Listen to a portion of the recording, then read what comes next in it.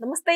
Welcome to our channel. నేను మీ శాలిని. మాజీ CM Jaganmohan Reddy ఏదో ఒక సందర్భంలో కూటమి ప్రభుత్వం మీద బురద జల్లే ప్రయత్నం చేస్తూనే ఉన్నారు. అంటే అధికారం పోయింది కదా అని చెప్పి ఆయన ఇష్టం వచ్చినట్టు మాట్లాడితే ఇక్కడ ఎవరికీ అది హాస్యాస్పదంగా అయితే అనిపించట్లేదు.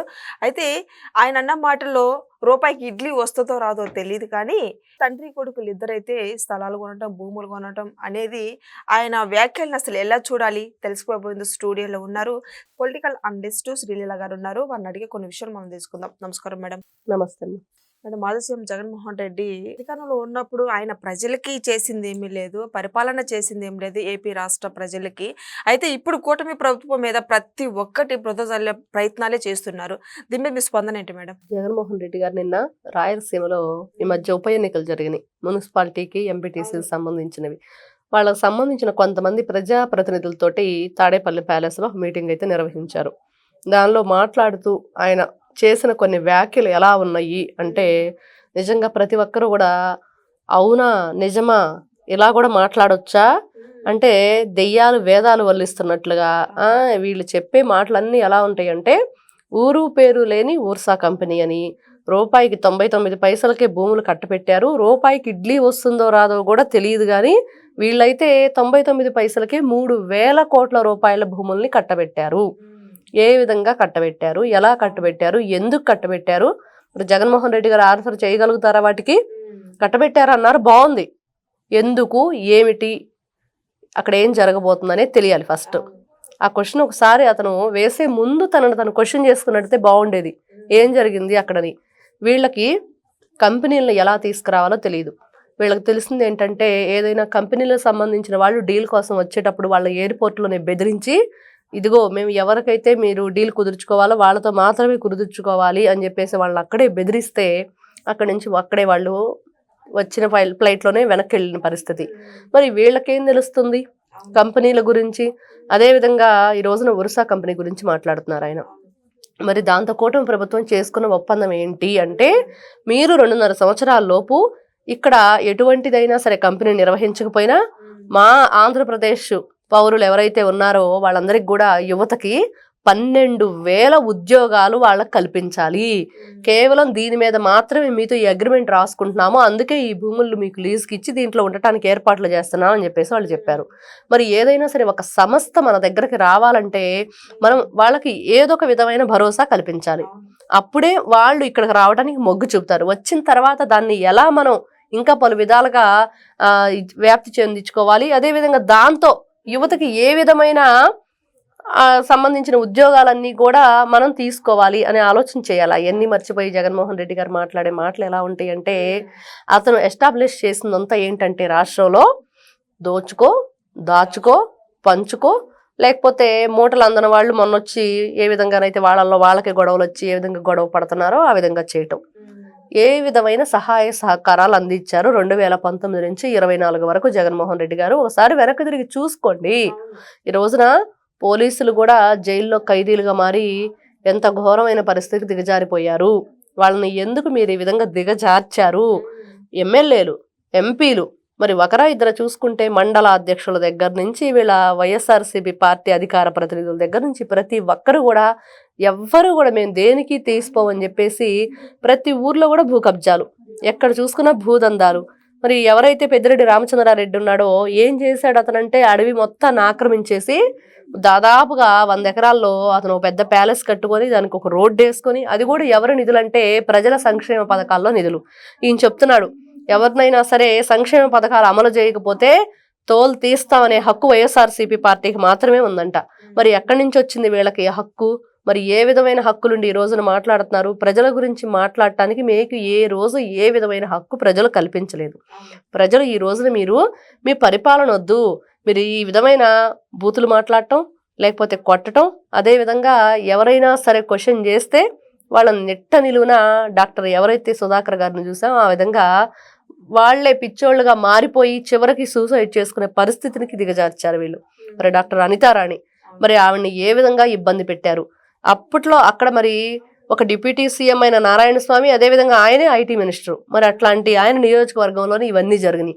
మరి ఈ రోజున వైఎస్ఆర్సీపీ ఏ విధంగా ప్రజలు మాకు మేము ప్రజలకి హామీ ఇస్తున్నాము, ఈ విధంగా మాకు మాట్లాడటానికి హక్కు ఉంది, కూటమి ప్రభుత్వాన్ని మేము ఈ విధంగా క్వశ్చన్ చేస్తాము.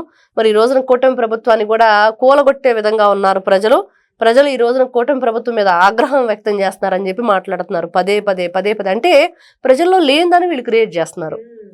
ఎందుకు క్రియేట్ చేస్తున్నారంటే వీళ్ళకి ఇంకా చేతనైంది అదొక్కటే. ఈ రోజున ప్రతిపక్ష హోదా కూడా లేకుండా ప్రజలు మిమ్మల్ని పక్కన కూర్చోబెట్టారు.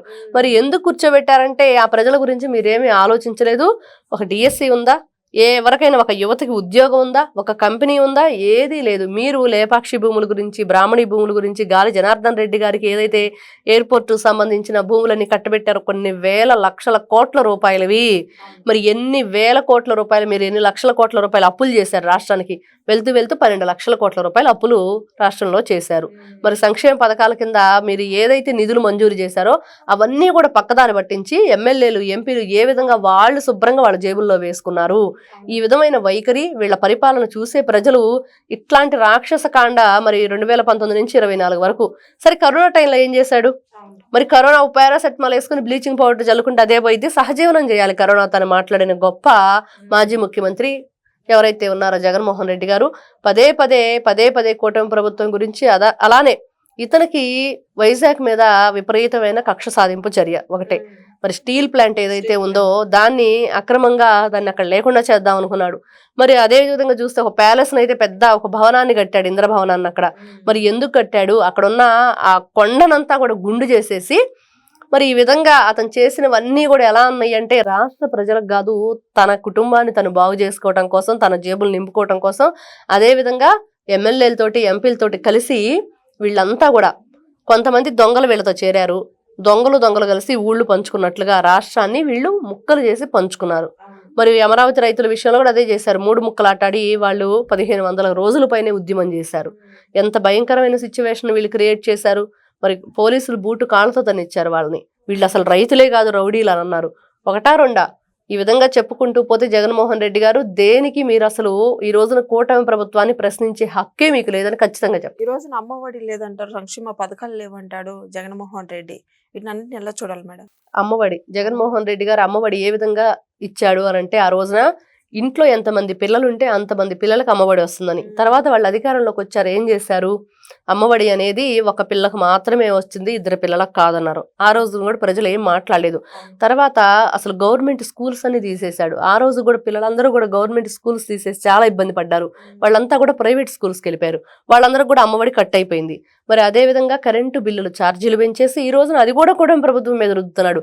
మరి ఈ విధంగా ఇన్ని 100 యూనిట్లు ఎక్కువ వచ్చింది కాబట్టి మీకు అమ్మఒడి రాదు అనేది ఒక కొత్త విషయాన్ని బయటకు తీసుకొచ్చి మరి వాళ్ళకు కూడా అమ్మఒడి అందనీయకుండా చేశాడు.